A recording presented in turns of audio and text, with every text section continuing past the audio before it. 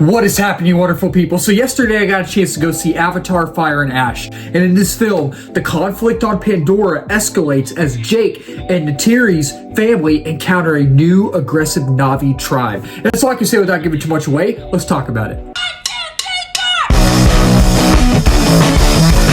What's your favorite scary movie?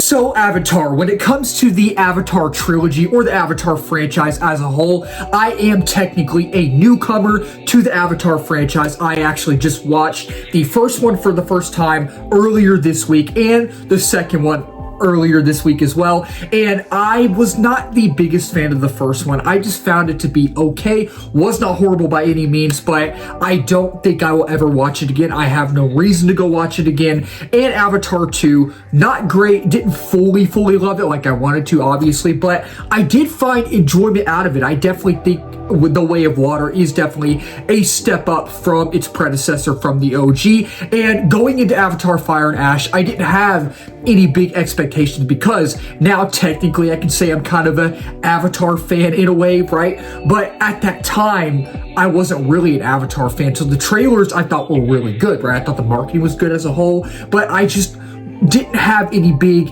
excitement. I didn't have any big expectations because I wasn't an Avatar fan at that time. But now after having seen Avatar Fire and Ash, I actually liked it more than I thought I would. So if you're new to my channel, if you've been following my channel for a while, you know that I talk about my positives first and my negatives next. But even when I need to be negative, I will be positive as well. Even when I need to be positive, I will be negative as well. And while I did really enjoy this film overall, I think it is the best in the trilogy. And I was kind of debating back and forth if I like this one more or Way of Water more. And I was almost going towards Way of Water more, but then I really thought about it as the movie progressed. I was like, oh, I actually really think this is the best one in the trilogy or franchise. So this one, Fire and Ash, is my favorite, definitely. And I really think there are some really good things about this film. There also are some things that I just wasn't the biggest fan of. And I'm not saying this film's perfect. It's not a perfect film. I didn't fully love it. I don't think it's like great, but I did find enjoyment out of it. I really think there are some really great things about it. And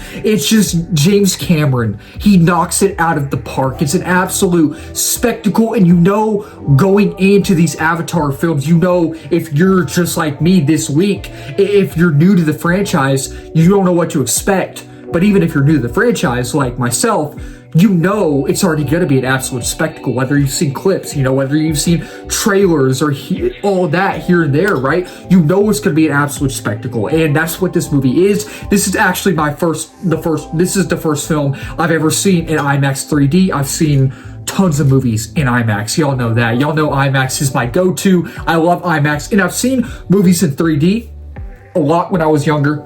It's been a long time since I've seen a movie in 3D, but I've never seen a movie in IMAX 3D. And I have to say, this was the perfect way to watch this film. If you are going to go watch Avatar Fire and Ash in theaters, which I think you should, obviously. You're not. I better not find anybody watching this movie on their couch.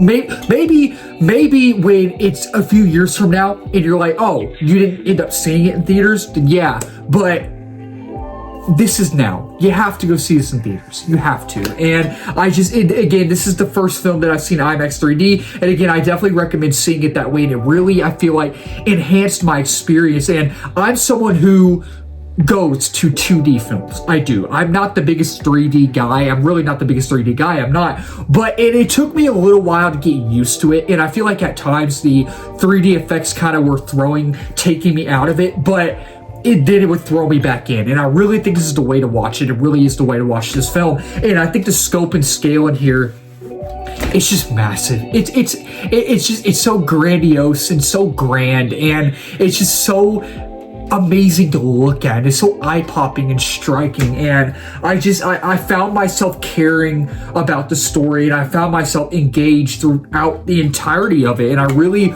liked the flow and the structure of the story. And I thought the action here, mainly in the third act, is phenomenal. The third act is this big scope and scale battle on land and air, and it's just, again, so grand, and again, so grandiose. And I think the performances in here are really good as well. And I thought the pacing, surprisingly, was steady. I don't like the pacing in the first film. I don't. And I think the pacing in the second one is fine. The pacing's fine for what it is. But in this one, I really think the reason, because again, I don't like the pacing in the first one, and again, I think the pacing in Way of Water is fine. I actually found the pacing to be good in here because I feel like the reason I found it to be good in here is because I was watching it in a theater and I was more immersed. And that's what I mean by you have to experience movies on the big screen. And I felt like it wasn't too fast, it wasn't too slow, and you find yourself not knowing what's going to happen next in here. And it's very unpredictable. I found it to be unpredictable, and it just stakes feel high. With this being the so-called end of a trilogy or whatever, because they are making 4 and 5, I believe, and I heard a 6th one. I don't know if they're making a 6th one, but I know James Cameron's planning on making 4 and 5. This definitely feels like the ending. They definitely could end it here if he wanted to, but also they could make more, you know? And if they end it here, if James Cameron ends it here, I wouldn't be mad about that. But if he does end up making the other ones, I'm totally fine with that. And it's just the stakes really do feel high. You get a bad feeling that something bad is about to happen, and it really keeps you on your toes, you know? And you care about the characters and their relationships and their dynamics, and you actually care about these characters and the family aspect as a whole, right? And the score is epically brilliant. I remember before the movie came out, the trailers would play whenever I would go see a movie, and just the ending of the trailer with the score just blasting in your ears. The score is emotionally and epically brilliant, and I love in the movie as a whole, just talking about the movie, whenever something big would happen, that score would just bellow in your ears, and it's just so amazing and beautiful to listen to. And I thought our new villain in here, Varang, is absolutely menacing and ruthless, and I really think the world building in here is great. Like when it's the first film, you get the world building. When it's the second film, you get more of the world building with the Water Tribe, right? And here you have the Water Tribe, but then you have the Wind Tribe and the Fire Tribe, and the world building is just phenomenal. It's excellent, and I really think the visuals are flawless. And like I said, Varang, she's absolutely menacing and ruthless, and she's a really, really good villain in here. And you also have Courage, who is the villain again for the third time. And you thought Courage was menacing in the first one, and you thought how menacing he was in the second one.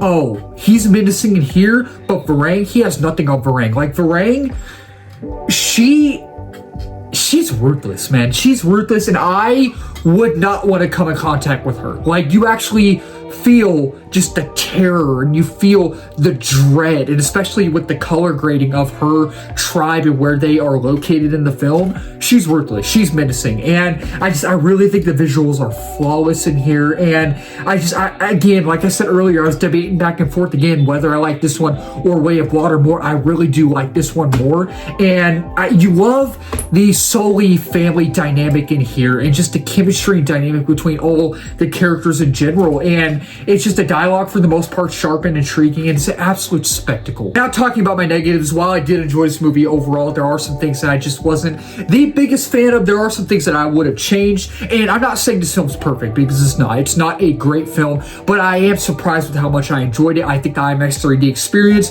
did enhance my experience, and it does, while I did think the pacing was good for the most part, surprisingly, it does drag at times, especially with how long the film is, and it is a very long film. It is a very long film, and it's a little too long. It is a little too long, and I don't mind long movies. I really don't mind long movies. I don't, but you do feel the runtime. You definitely do feel the runtime. But at the same time, when I say you do feel the runtime, you do. Like, I felt the runtime. I did.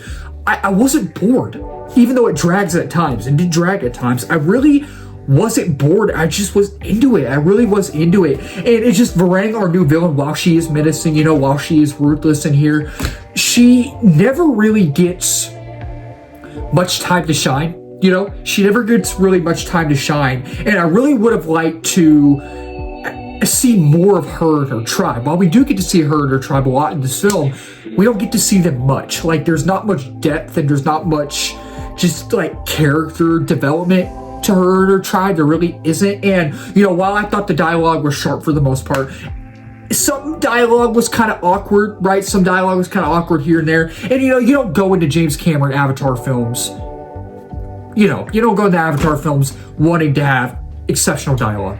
You don't. But some of the dialogue was good. It was good, but some of it was awkward as well. You know, and it does feel like somewhat of a retread of The Way of Water. It does. And this is really a part 2, and it's not really its own story, right? It's not really its own story, and so it doesn't feel like a whole film. It doesn't, and which that didn't take me out of it. It didn't take me out of the film at all, but it feels very repetitive. It does feel a little repetitive, and I noticed some things in the film where I was like, yeah, I don't think this film knows where it wants to go. I don't, at times it just doesn't feel like it knows where it wants to go, and at times I feel like it didn't know what it wanted to do or say, and I'm like, oh, it doesn't just repeat things from Way of Water.